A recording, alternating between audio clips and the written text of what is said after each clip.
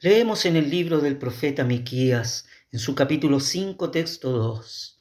Mas tú, Betlehem Efrata, pequeña para ser en los millares de Judá, de ti me saldrá el que será Señor en Israel, y sus salidas son desde el principio, desde los días del siglo. Miquías es el sexto profeta menor, según el cano del texto masorético hebraico, pero es el tercero tras Oseas y Amós, en la versión de los 70, que es la traducción del Antiguo Testamento en griego koiné, llamada Septuaginta. El orden de la versión griega se presenta como más lógico, en cuanto que Oseas y Amós son profetas del siglo VIII que ejercieron su ministerio escatológico en el reino del norte, llamado Israel, mientras que Miquías su ministerio escatológico lo desempeñó en el reino del sur, llamado Judá. Miquías tiene una clara conciencia de su vocación de heraldo divino. Con una sencillez y profundidad a la vez presenta el oráculo divino. Tanto las imágenes como las metáforas son elocuentes, capaces de manifestar más allá de sus tópicos contemporáneos. Invita a sus oyentes a apartarse de las generalidades dominantes y considerar un escenario vivo de las palabras de Yahvé. El corazón del profeta se deshace ante las realidades de Israel. Encontramos en los textos hebraicos los géneros literarios como el Nejí, que son las lamentaciones, o el Tehillah, que son los himnos, que tienen una estructura litúrgica, donde se presentan los oráculos de desgracia junto a los oráculos de salvación. Esto pone de manifiesto la situación espiritual del pueblo, la idolatría, la desobediencia, los falsos profetas, los cuales creaban una falsa seguridad.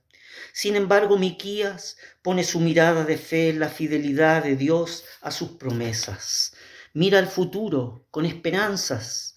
Dicha esperanza va unida a un remanente de Israel que sobrevivirá a la destrucción que se avecina, pero sobre todo aquella esperanza que está ligada a la promesa de un Mesías, uno regio, espléndido, de la estirpe de la casa de David, uno que será Señor en Israel.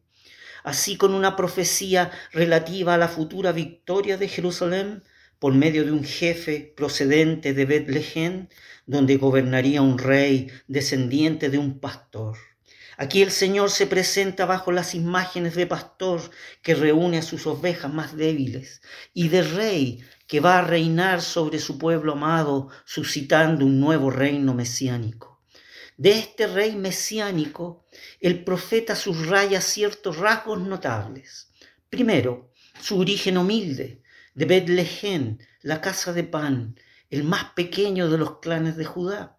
Segundo, el entroque dinástico con David, el vástago del tronque de Isaí. Tercero, el pastoreo según el Señor, con la fuerza del Señor y en su nombre. Cuarto, su carácter pacificador les dará una vida segura y tranquila. Quinto, él será el rey esperado, él mismo será la paz. Sexto, su actividad libertadora salvará a su pueblo amado.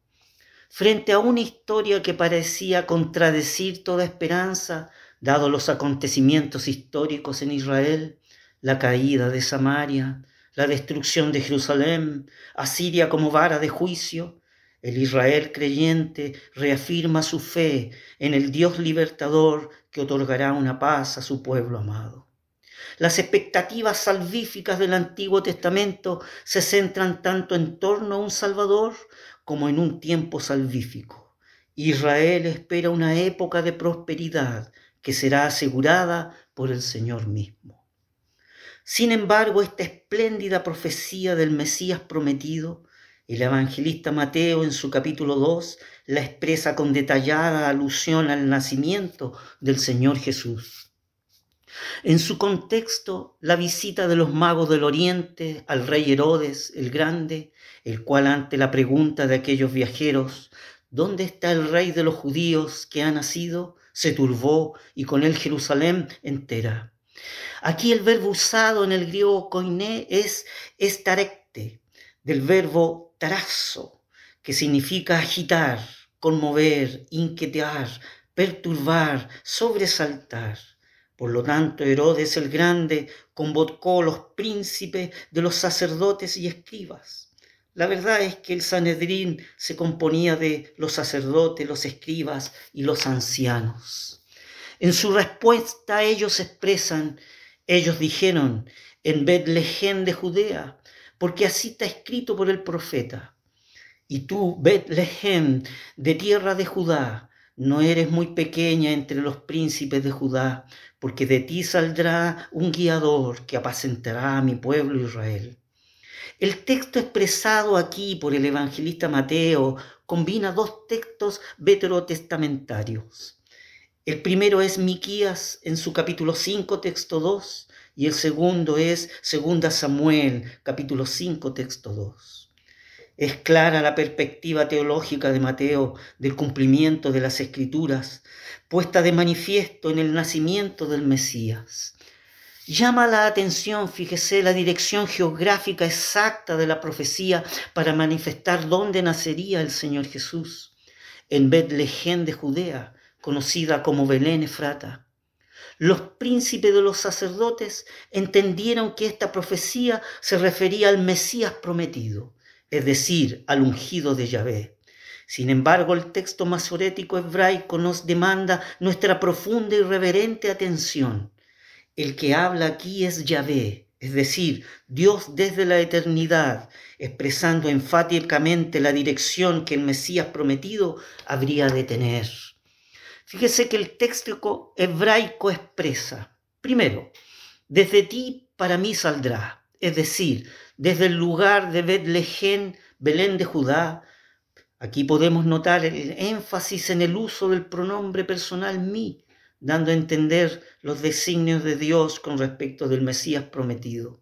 Segundo, el que será gobernante en Israel.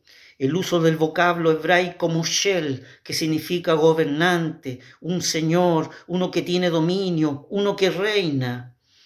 Tercero, sus salidas. El uso del vocablo hebraico es yesé, que significa salir, ir hacia afuera. Estas han sido desde la antigüedad, refiriéndose así a la preexistencia del Mesías. Cuarto, desde los días de la eternidad. El uso del vocablo hebraico aquí es olam, que significa perpetuo, eterno, sugiriendo así la naturaleza divina y eterna del Mesías. Las expresiones entonces del texto masorético hebraico nos revela que el Mesías prometido viene desde la eternidad hasta Betlehem de Judá para encarnarse, es decir, nacer y serse el Señor en Israel.